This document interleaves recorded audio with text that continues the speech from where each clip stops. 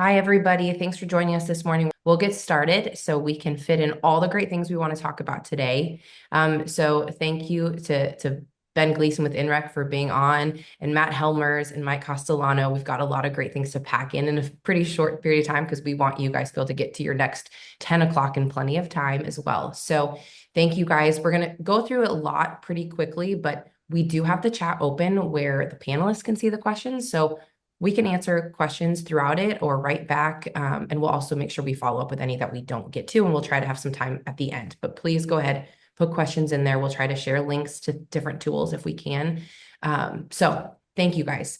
We're going to start with Ben. Ben is the executive director at INREC, and so he's going to actually tip us off this morning to talk a little bit about the nutrient reduction survey that INREC has been doing since 2017. So Ben, I'll let you kick us off. Thank you, Afton. I'm going to attempt to share my screen here. That looks great, Ben. Thanks. Awesome. All right, quick background on NREC.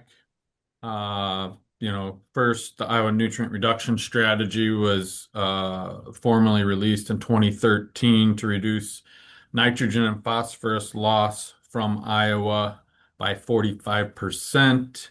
INREC, Iowa Nutrient Research and Education Council, was founded shortly thereafter to help support this effort.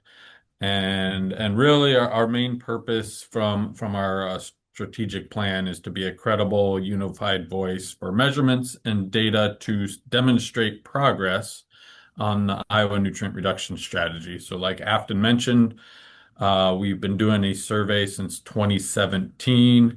So I'm going to share the 2024 results. So we'll move right into this. So we have about 550 ag retailer locations in Iowa that sell fertilizer, offer, agronomy services. We have a whole lot more locations that may not offer agronomy or fertilizer, but maybe seasonal grain or propane or fuel and things like that. So we weed those locations out. So these are typically just agronomy fertilizer locations. We randomly select 150 of those locations for the survey. We statistically weight them to areas of the state where there are more corn and soybean acres. So you can kind of see the prairie pothole region in north central Iowa has more, especially compared to the driftless area of northeast Iowa or the hills of southern Iowa. And then we attempt to visit all of these retailers. We have 4 seasonal liaisons.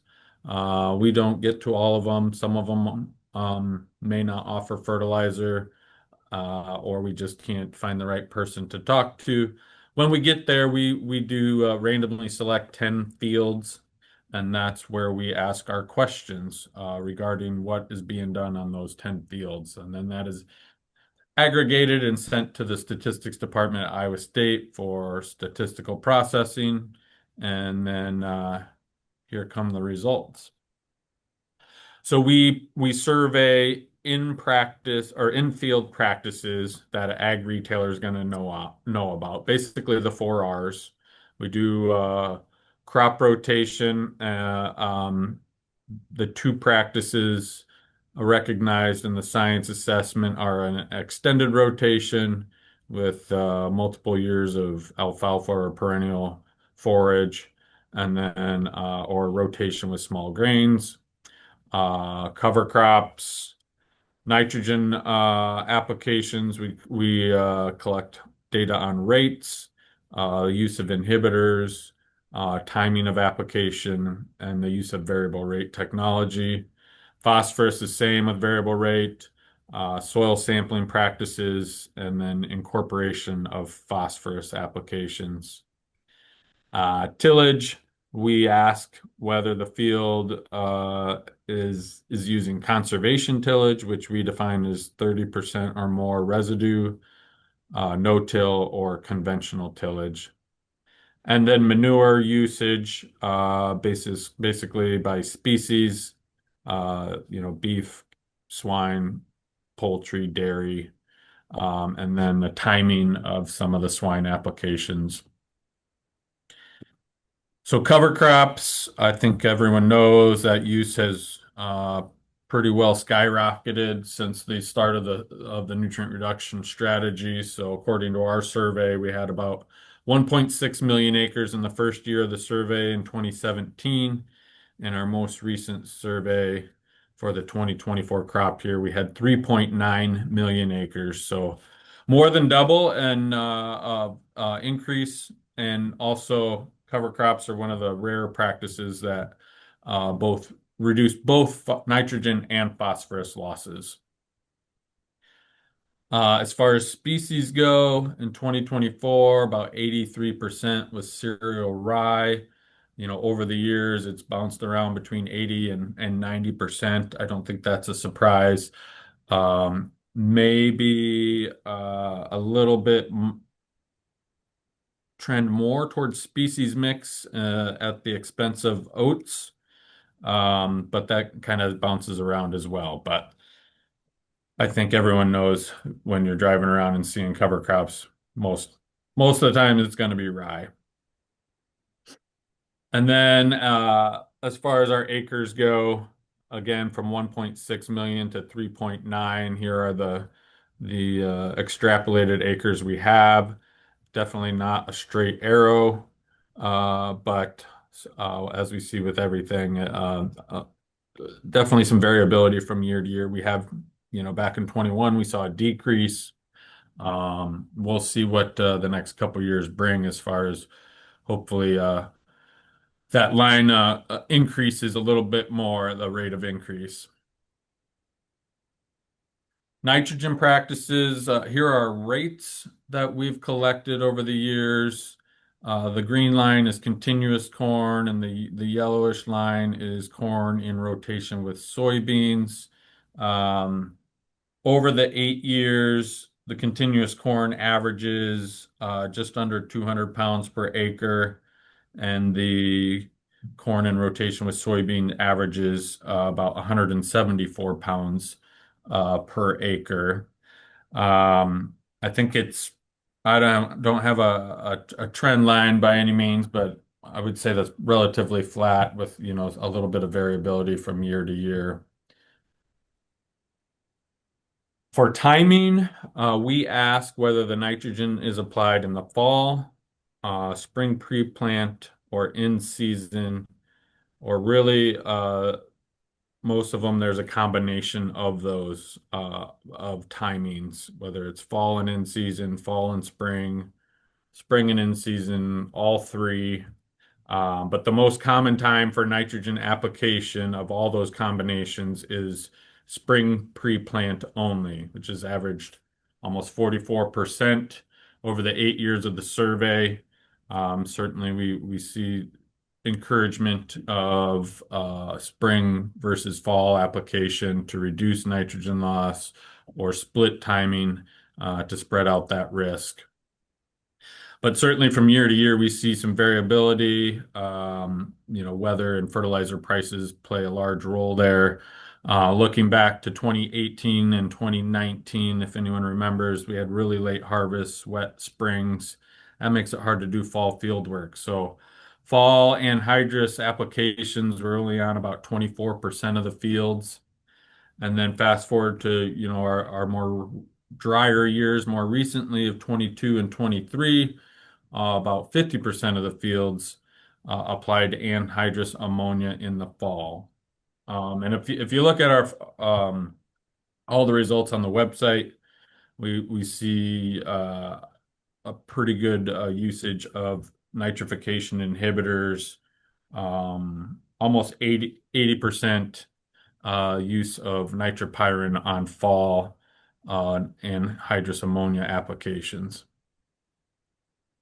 Switching over to phosphorus, this has been a pretty big achievement over the years. If we look back to the baseline period, that what we compare for the nutrient reduction strategy is 1980 to 1996.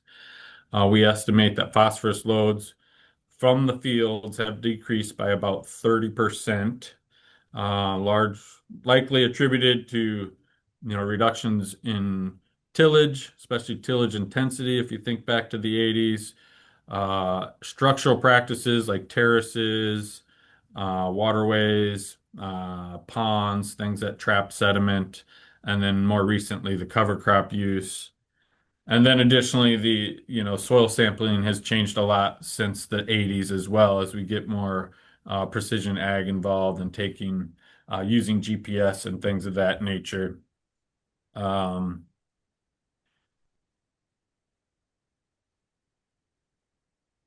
uh, the 8-year average for applications, almost 93% of phosphorus applications occur only when soil test levels are at or below optimum levels.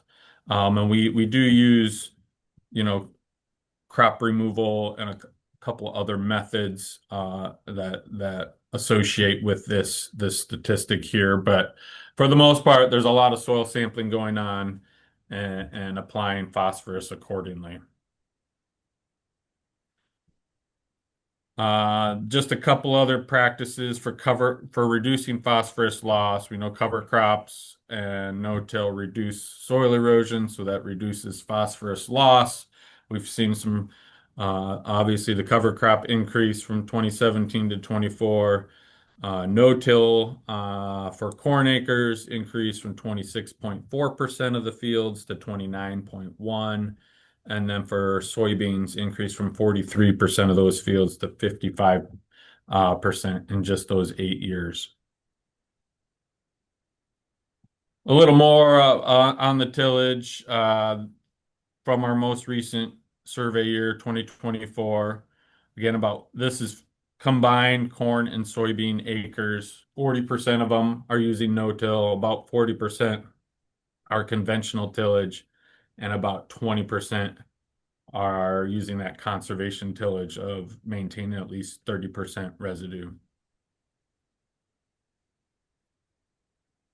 So, are we making progress? I think according to the survey data we show, yes, we're moving the right direction in the majority of these practices.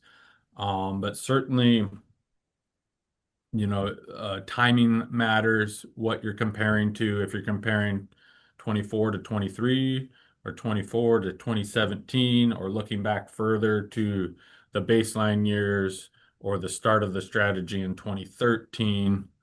And then also there's a lot of weird things happened in 2020 and 2021, if you recall, some supply chain issues, uh, just a crazy time in this world. So sometimes you have to remind yourself that crazy things happen then. And then also scale matters. Whether we're looking at the Gulf of Mexico and the hypoxia zone, or more locally in the Iowa rivers, or even smaller streams and ponds. The smaller the watershed, the quicker you're going to see results, at least on a water monitoring basis. So I went through that really quickly. There's complete results and other resources at our website. If you go to iowanrec.org, if you click on resources, you can see the results. You can see some other graphics and things explaining the results. And then also, earlier this year, we released a 5-part video series on the nutrient reduction strategy. You can find them at the website or scan these codes here to check them out.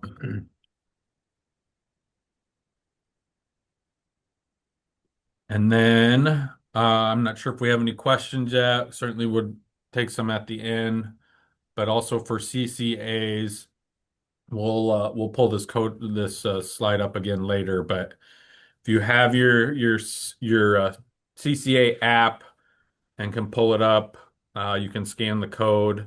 If you don't have the app, just email me at bgleason@agribiz.org by 4 o'clock today with your name and CCA number, and I will sign you up. We got 1 credit of soil and water. So I think that's it for me. I'll leave this slide up a little bit longer. I'm going to turn it over to Dr. Matt Helmers. He's the director of the Iowa Nutrient Research Center. He sits on the board for INREC. We've been working with him on the survey. He's the lead on the nitrogen side of the science assessment. Work with Matt quite a bit, so we're happy to have him on here today, and he's going to talk about the larger progress measurement dashboard that the survey that we do fits into. So I'm gonna stop sharing here.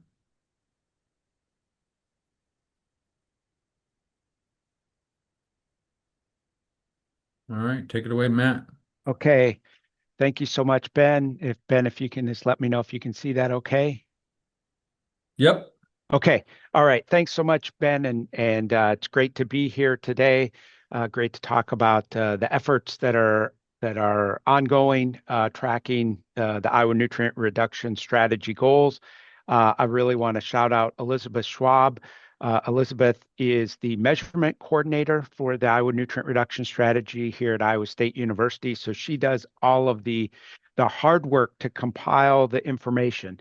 As Ben talked about, the NREC data is one critical piece of information that's used in tracking the nutrient reduction strategy. There are other pieces of data that I'll talk about, and I will highlight the data dashboard that I think is a unique way that Iowa is showing what's going on related to the nutrient reduction strategy.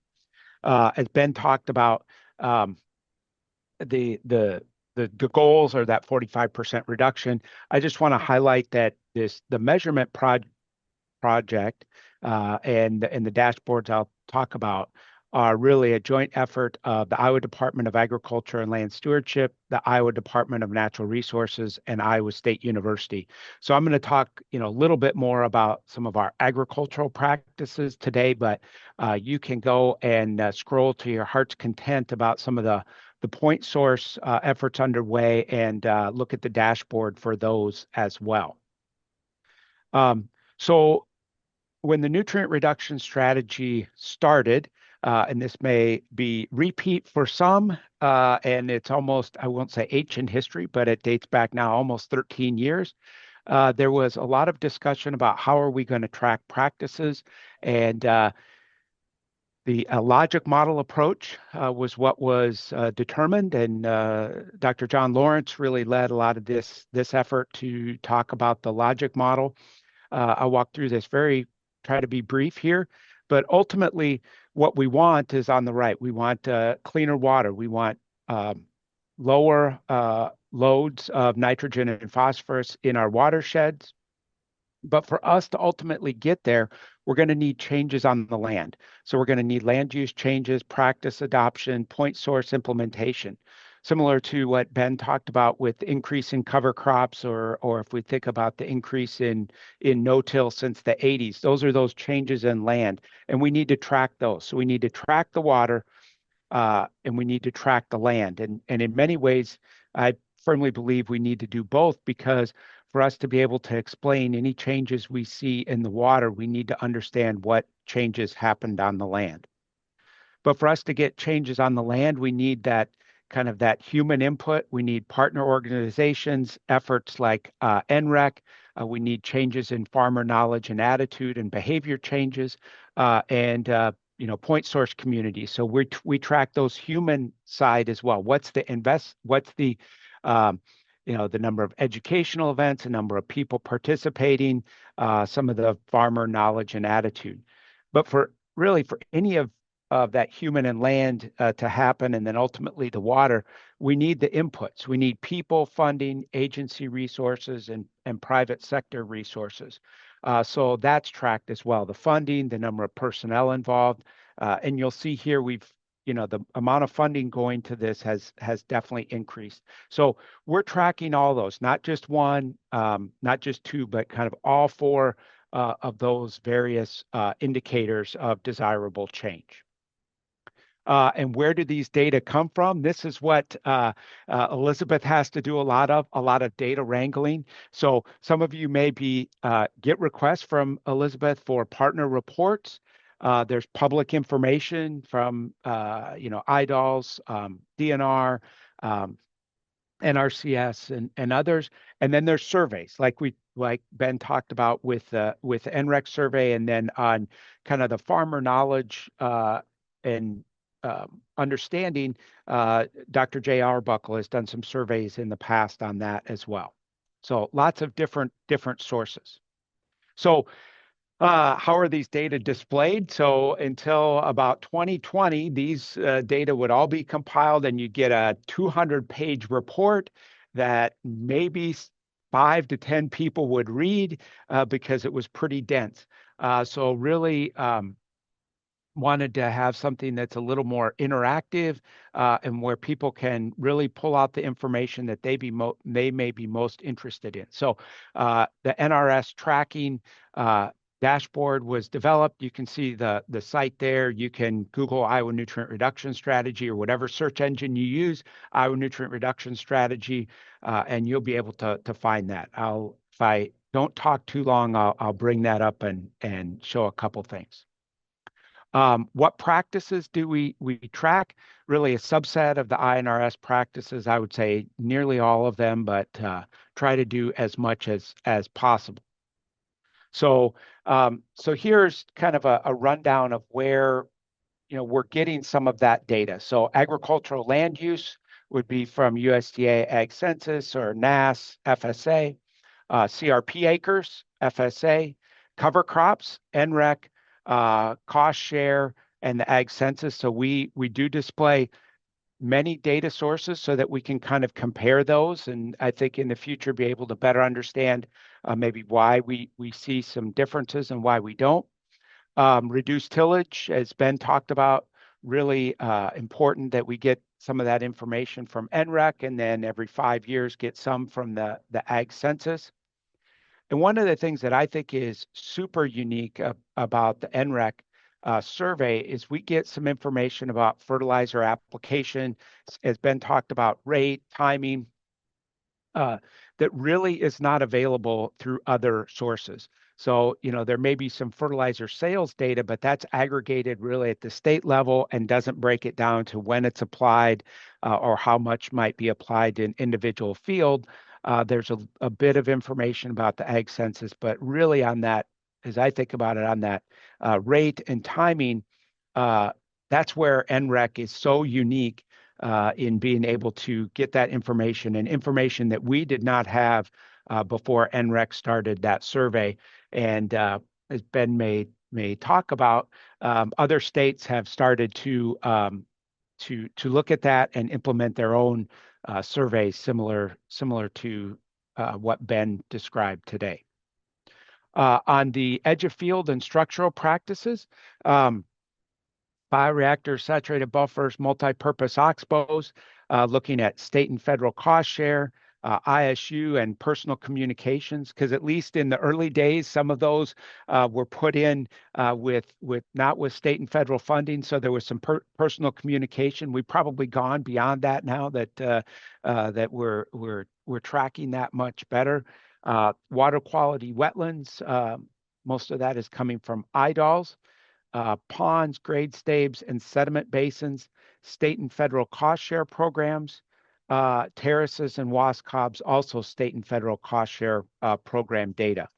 I will note that as we think about ponds, terraces, and wascobs, there's ongoing efforts related to using the LIDAR data in an Ag BMP mapping project. That'd be kind of a topic for another day, but that Ag BMP mapping is also sources of information that we're looking at into the future for estimating acres treated by these practices, because what we have shown is really just state and federal cost share since the start of the nutrient reduction strategy, but we know many of these practices were put in prior to that. And so there's some ongoing work from the 80s, and then about 2010 and then 2018 with Ag BMP mapping, and now that's being updated with some newer LIDAR data as well to try to map acres treated by these practices. So that's kind of a teaser that more of that information will be coming. So what's included on the dashboard? So one of the things that we get a lot of questions about is that water quality side. There's a water quality dashboard associated with that. That provides information on the statewide loads of nitrogen and phosphorus and water yield at the statewide level. That uses monitoring sites near the state boundaries. 18 are used for nitrogen and 16 for phosphorus. So you can see on this screenshot from the dashboard, we're capturing, I think, 80+% of the land area in Iowa for this. These loads are estimated based on USGS flow data and monitored nutrient data. Some of this comes from monthly DNR sampling. Some of this comes from, at least on the nitrogen side, from real-time nitrate sensors, USGS, or IIHR probe data. One of the things I want to note here is that as we go and look at, I'll show you the screenshot of the nitrogen load, you'll notice that load calculation predates the nutrient reduction strategy, predates 2013. And so that is using that DNR monthly, the ambient monitoring network. And so that's going to continue into the future, has been continuing. They sample for more than just nitrate in those monthly samples that they take. And so that is an ongoing effort and will be ongoing into the future. But I want to also note the importance of the partnership with USGS in this as well. They work closely with the DNR and some of that monitoring.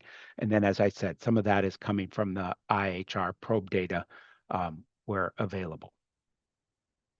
How are these data used? They're used to provide updates on the nutrient reduction strategy efforts and nutrient loss, to help visualize the extent of ag management and conservation practices and the resources that are being dedicated to these efforts, and then the statewide water quality over time.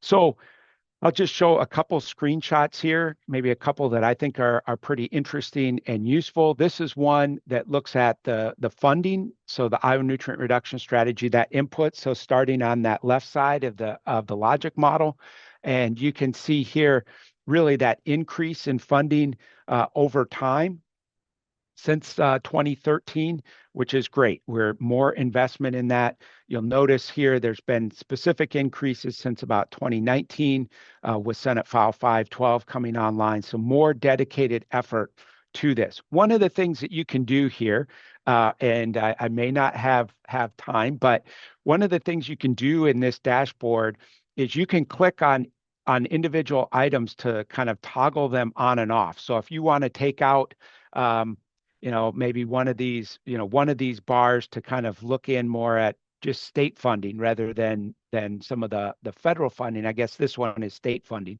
but there's another one for federal funding. If you want to look at specific programs, you can do that and see how that's changed over time. So not just static. You can adjust this how you want. And as I said, if I don't talk too long, we'll pull that up quick. Again, this is how the cover crop is shown there. And so Ben had that for the INREC Farmer Survey.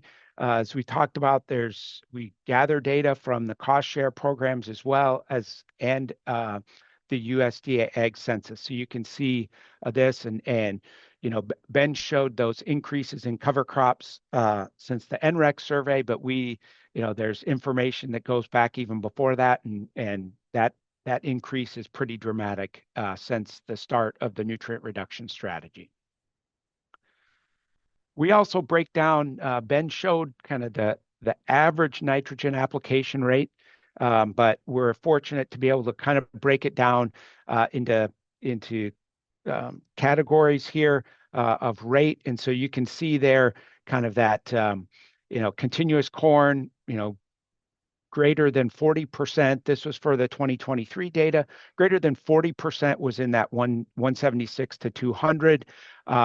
and for the corn soybean, about 35% in that 176 to 200, and about 30% in the 151 to 176. But then, you can see, greater than 20% was 126 to 150 on that corn soybean rotation. This is kind of, I think, useful information and may feed into what Dr. Castellano will talk about here in a minute. Kind of one on the edge of field practices would be the water quality wetlands. And you can see here, if we go back to 2003, we had, maybe a couple thousand acres treated by water quality wetlands in Iowa, now up over 150,000. And I think when we start getting new data here in the future, it'll go up even more. I think that there might have been 25, maybe more than that, wetlands completed last year. So something, again, that we're working to continuing to track into the future. So one that always comes up is the nitrogen load. This is presented a couple different ways. What I'm showing here is the nitrogen load in tons per inch of flow per year. So understanding that in years when we have high flow, because the nitrogen load is a product of the concentration of the nitrate and how much water flow we get. So if we have a year that's wet with more water flow, we are undoubtedly going to get a higher nitrogen load. So trying to somewhat normalize this per inch of flow, we show here the annual load as well as the 5-year moving average. And so the last year that we have here is 2024.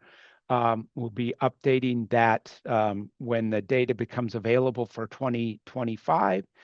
You can see here that as we look at it, a couple things to note here. The load is calculated for the period before the nutrient reduction strategy as well. That's using that DNR monthly sampling. And then post 2013, it would be a combination of the DNR ambient monitoring network and in some cases, continuous nitrate sensors. But even during this time where there were the continuous nitrate sensors, DNR has still sampled monthly. So if there's something wrong with the sensor, that data is utilized. As we look at this over the period, you'll see that load per inch of flow varies from year to year, as we'd expect, because the concentration does change. But if we look at the 5-year moving average, it stayed pretty stable. Decreased a little bit from kind of that 2020 through 2023, somewhat expected with the drier conditions, then did go up in 2024 there.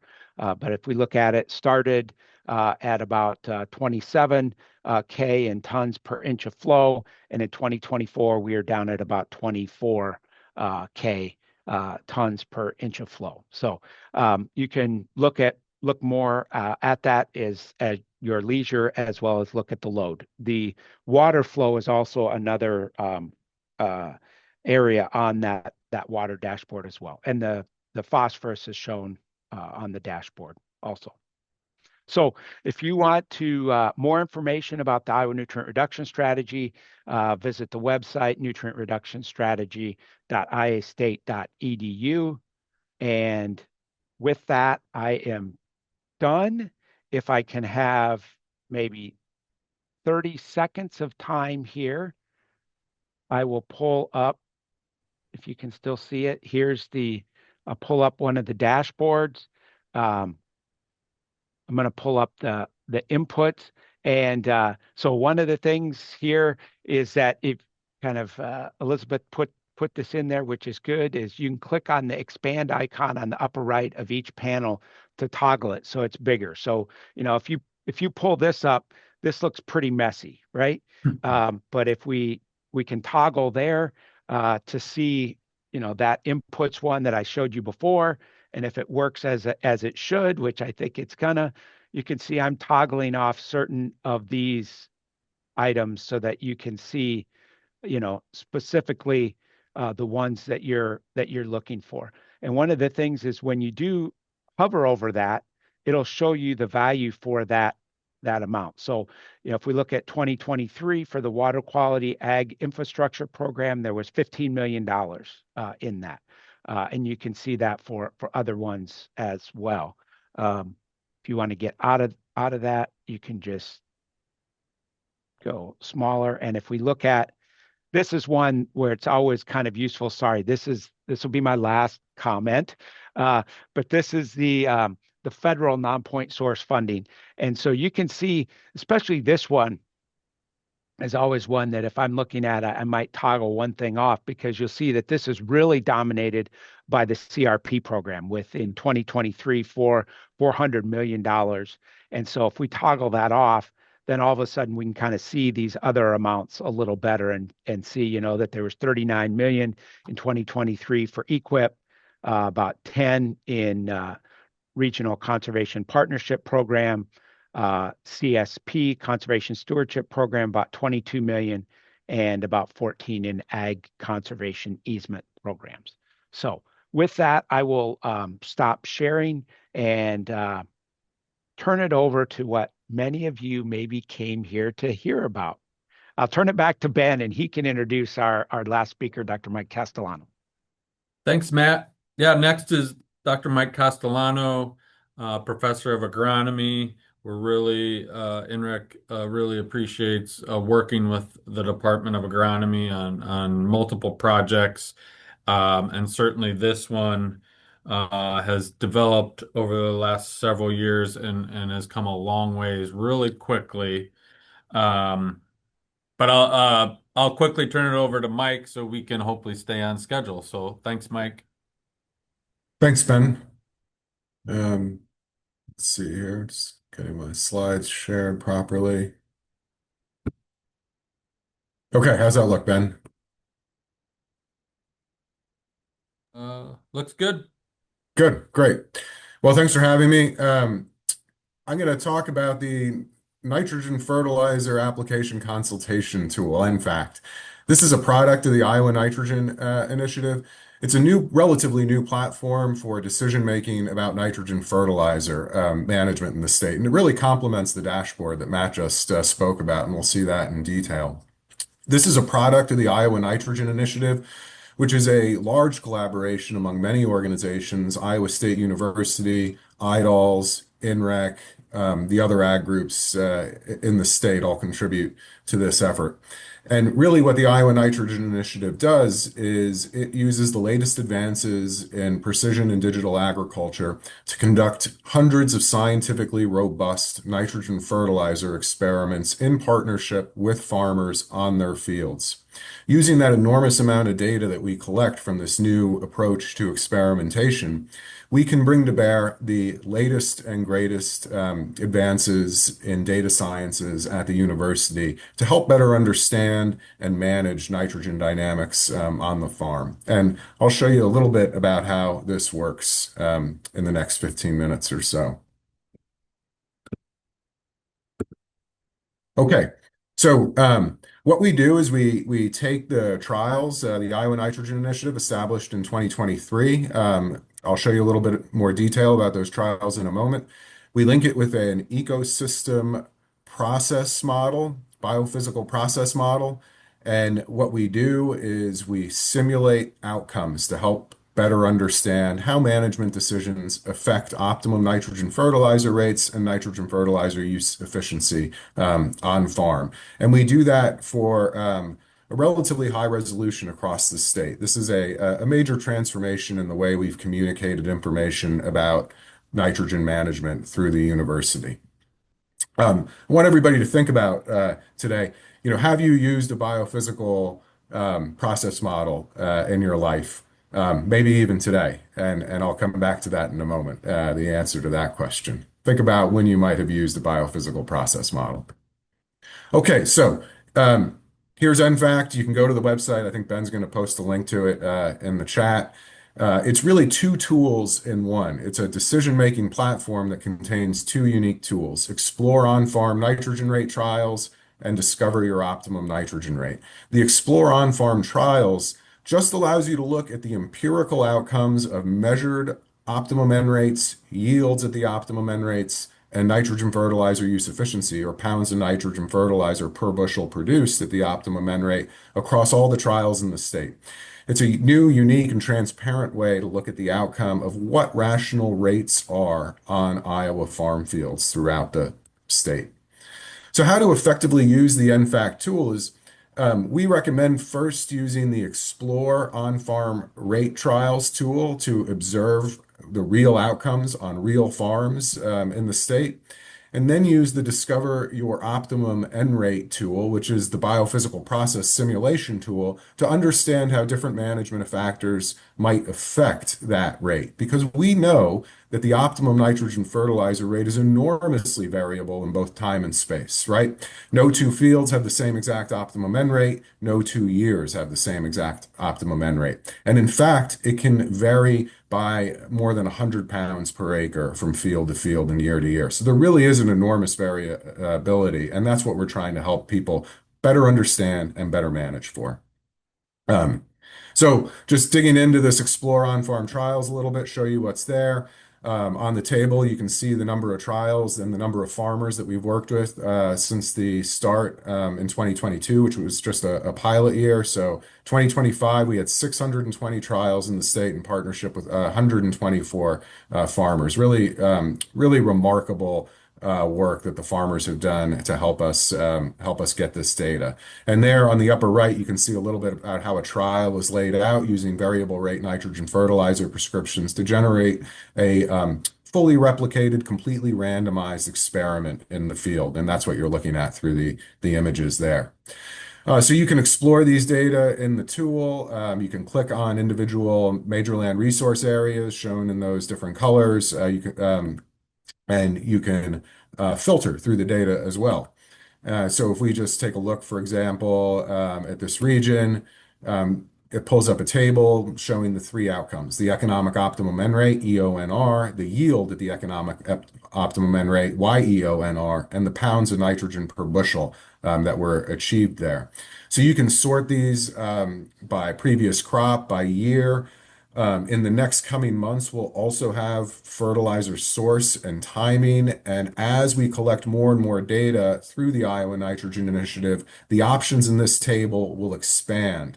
So for example, you'll be able to look at things like tillage, soil organic matter values, et cetera, et cetera. Really, the sky is the limit on the ability to sort through these as we collect more and more data. Here, this really is where it complements Matt's dashboard that he just talked about. So here we're looking at a distribution for that region of what the actual economic optimum N rate is for those fields. And you can see it ranges from about 112 to over 300 pounds of nitrogen per acre. And you can see the yields in those trials as well. It's not shown here, but you could also see the pounds of nitrogen per bushel. And I can tell you on the upper right there, on those high economic optimum N rates, they're not great, right? And so this provides a real opportunity, though, to think about what can we do to improve our efficiency on those fields, right? It may be an economic optimum N rate, but the economic outcome may not be great there. And it's a real opportunity to think about how we can improve that outcome. And that's really where the Discover Your Optimum N rate tool that we'll turn to next comes into play. But before we get there, just to give you a little bit idea about what rational nitrogen rates are in the state that we've seen and efficiencies here. These are just the past 2 years of data from the Iowa Nitrogen Initiative, 2023, 2024. We have about 60% of the trials analyzed from crop year 2025, and you can see that it was quite low. That may come as quite a surprise, given that, we had high nitrate losses too in 2025, right? Given all the rain. But because it was so warm and wet, we also had quite a bit of nitrogen mineralization as well. And of course, it's possible that that optimum N rate may come in as we get the last 40% of trials. But in general, that's kind of what we're seeing right now. So turning to the Discover Your Optimum N rate tool, You go here, biophysical process model. You can click on a county or major land resource area. And when you do that, it pulls up a table to show you what some of the assumptions are behind that location, what the organic matter assumption in our biophysical process model is. And then you can change some of these other things. So once you select a location, you can go through a number of selections. And again, like the table in the Explore trials, the number of selections is going to increase over time as we collect more data. So previous crop, we know that affects optimum N rate. You can just see it there. Precipitation. So we know precipitation obviously affects optimum N rate. You can select your spring and summer precipitation. And again, in that pop-up window, it shows you what you're actually selecting in terms of percentiles for what dry, average, and wet mean for both spring and summer. And we know that, crop yield is affected by precipitation, of course. Here's just some outcomes for some of those scenarios that you can select in the tool. You can see how the optimum N rate changes as you select those different combinations of spring and summer precipitation. What are the big question marks? What leads to that highest optimum N rate? Well, that's a wet spring and a dry summer. What happens there? You get a wet spring, you get poor growing conditions early spring. Dry summer, the soil dries up, soil nitrogen mineralization slows down, and you need fertilizer in that situation, or more than usual. Planting date has a big effect, right? It affects the nitrogen sink in the crop, which is the largest flow of nitrogen in the ecosystem, right? We lose nitrogen in the environment, of course, but the biggest sink is the crop, and that affects the optimum N rate too. And so as you plant later into the season and yield potential goes down, your optimum N rate goes down as well. Post-harvest soil nitrate. This is a big one and relatively new. We get the residual nitrogen left behind in the field has an enormous effect on the optimum N rate. And you can see some of that here, less than 20, 20 to 70, and greater than 70 pounds per acre. Big effect on optimum N rate. So once you select through all those things in the tool, you end up here. And you can select your price ratios for products. It shows you an outcome. Notice on the bottom, you have probability distributions of both economic optimum N rate, yield at economic optimum N rate. On the fly, you can select through those different things that you already selected through to get here. You can change them just to see how the outcomes differ. You can go to compare multiple scenarios at the top, and you can actually build these and save them if you'd like to by creating an account on there to see how these different decisions may affect your optimum N rate. So again, just we recommend first using the Explore tool to see what optimum N rates are, and then using the Discover tool, the process model tool, to understand how those factors may affect the optimum N rate going up or down directionally. So yield goal, where we're going with optimum N rate. We used to use a yield goal method of 1.2 pounds of nitrogen per bushel. You can see how much that's come down in those efficiencies I showed you. We're far lower than that. We've been making improvements in fertilizer use efficiency. MRTN, we moved to that in the 2000s. That we're no longer using that in Iowa, and now we've moved on to this NFAC tool. We went from 4 scenarios in the MRTN to over 21,000 scenarios in the current tool. And so I asked you a question earlier, and I'll just come back to it at the end here to leave you thinking about that. Have you used a biophysical process model today? And the answer for virtually all of you is yes. If you looked at a weather forecast, you used a biophysical process model. Imagine how accurate a weather forecast would be if we didn't have data measured at high resolution every day to put into that weather forecast and drive the outcomes. And that's how we're operating the Iowa Nitrogen Initiative and how it complements the NFAC decision support tool. So I appreciate your attendance today. And as always, please reach out with any questions. And I encourage you to peruse those links that Ben has included in the chat. Thanks, Ben.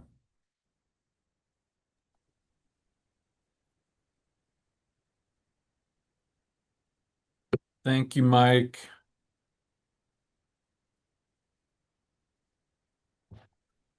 Afton, I think we have one question from Mike right away. Yeah, do you want to read that one that came in? So, Mike, regarding the Explore on-farm trials tool, How do farmers evaluate and benchmark their farm performance by looking at field trials data as it doesn't provide agronomic management information about the field trial? Oh, Here, you're muted, Mike. Thanks, Ben. Yeah, that's a great question. We're working to get more and more agronomic management information into the exploration tool. But right now, it just provides a snapshot about like what rational nitrogen rates are, and if you're really far off, particularly in your pounds of nitrogen per bushel from that distribution, or even if you're at the end of it, the high end of pounds of nitrogen per bushel, you should immediately be thinking about what you can do to push that downwards. It also allows you to see that full surface response and like what is possible in the highest efficiency systems. And so when you see those data, you should turn to things that that can improve nitrogen management. Things like soil management, residue management, drainage, fertilizer timing and source, things like that.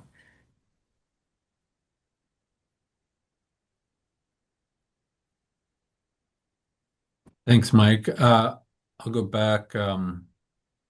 First question was about the drivers of increasing cover crops, and Mike and Matt, feel free to chime in, but certainly there's increased cost share and financial incentives, both public and private sector. When you think about carbon markets and other stuff as well. I also think cattle producers have taken advantage of cover crops for forage uses. But the number one thing I hear from farmers on why they adopt cover crops is to reduce soil erosion. It's another tool in the toolbox. Even if they have terraces or reduced tillage, we see big rain events, and so you gotta use all the tools at your disposal. So I don't know, Mike and Matt, if you have anything to add. I think I would agree with that, Ben, and I'd like to think that some of these educational efforts that have happened over the last decade have made a difference in folks better understanding cover crops, as well as having opportunities to learn from other farmers. There are a number of efforts for field days, learning farms, other ISU extension and outreach, NREC, all of the umbrella of entities that are, and trying to make sure that farmers can learn from other farmers about their experiences to overcome, some of the barriers. So I'd like to think that that has played a role in, helping people consider it, as well as overcoming some of the barriers or challenges that might be there.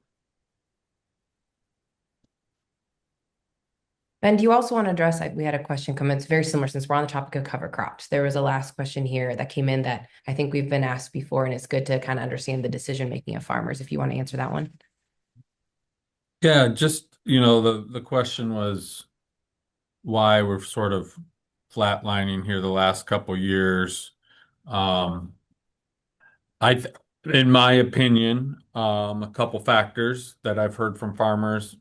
I think the dry falls have been a hindrance. Nobody wants to spend a bunch of money on cover crop seed if it's not going to grow.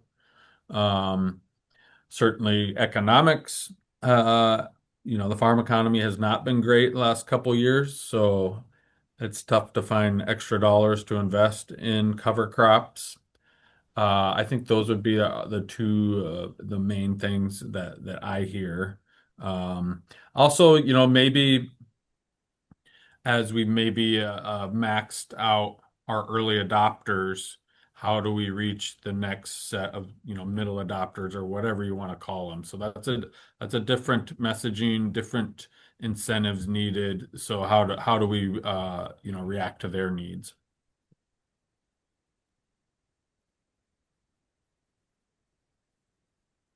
I can take this then one here. There was a question about the timing of manure application, and really the NREC survey doesn't get into that. Dan Anderson has been trying to gather a little bit more of that information from manure applicator certification. I don't think he's published that as of now, I saw that question come in and did some searches for that. But that's certainly an area that, in the broader picture, not as much related to the NREC survey, trying to look at ways we can get that manure application, a little bit further, closer to when the crop needs it, as possible. We probably have some manure going down in some areas at times that our commercial fertilizer wouldn't be going down.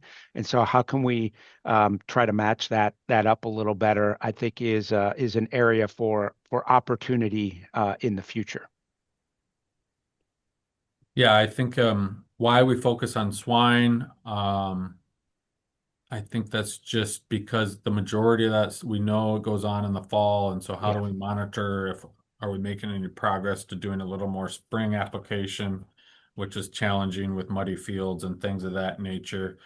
But for the most part, for the INREC survey, our sample size of manure is really low. We see about 25 to 30% of the fields utilizing manure, so that instantly decreases the sample size for a question about manure timing. So I don't usually talk too much about that beyond, the overall manure usage because of that. And then I think we had one come in because I think this is a good one. Mike, you might want to answer this. I think they're probably referring to the Iowa Nitrogen Initiative here a little bit. But talking about who does that trial field work, how is it funded? Is it done with crop consultants? Is Iowa State doing? I think kind of giving a little background of who's involved. Yeah, and a great question about the Iowa Nitrogen Initiative and how we actually, the nuts and bolts of how we get these trials on all these farmer fields. So we work in partnership with a number of organizations. We write the variable rate prescription fertilizer program for the farmer. It's given to the farmer.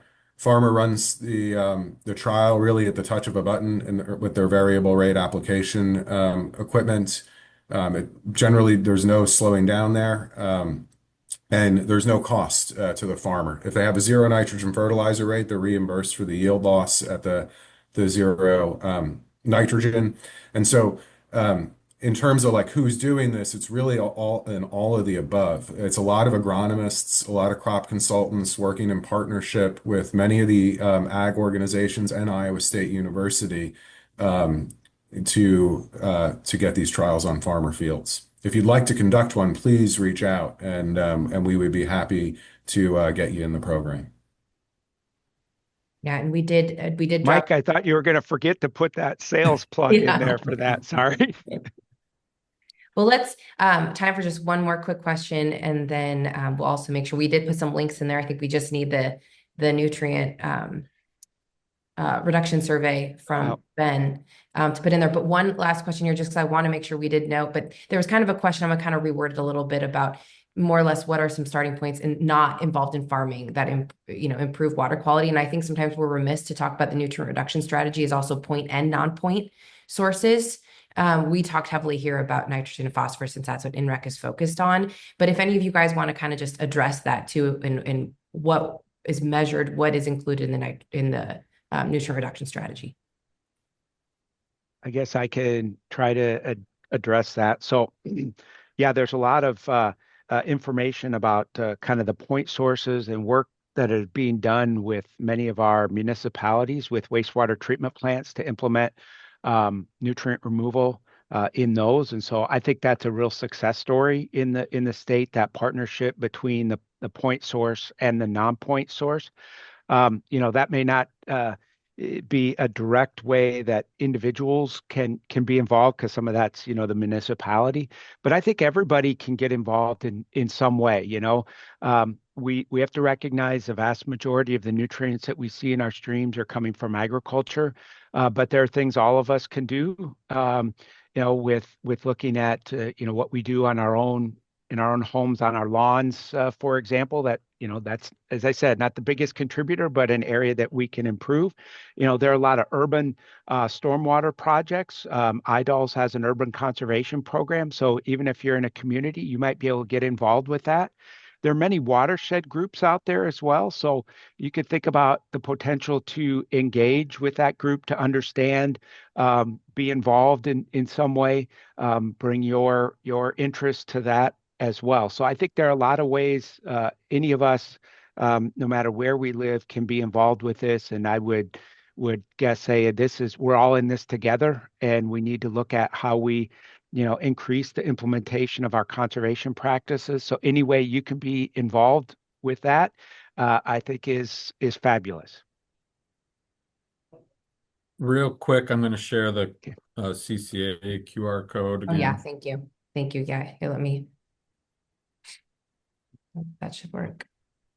Hopefully that's showing there. Yeah, and So while you have, can I make one last comment while Ben shows that?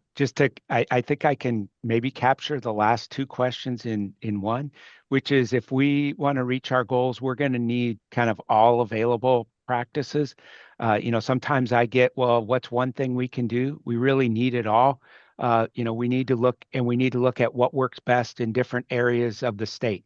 I talked about wetlands. That's going to work well in tile drained landscapes, but Southern Iowa, most of our nitrate is not moving through a tile line, so it's not going to be as relevant there. So I think, looking at all available practices and looking at what's best suited for your land, and thinking about, I used my one last comment, which I got from Dan Anderson, so I want to give him credit, always be growing. So, I think if we can have something growing out there a great percentage of the year, we have the potential to reduce that nutrient loss.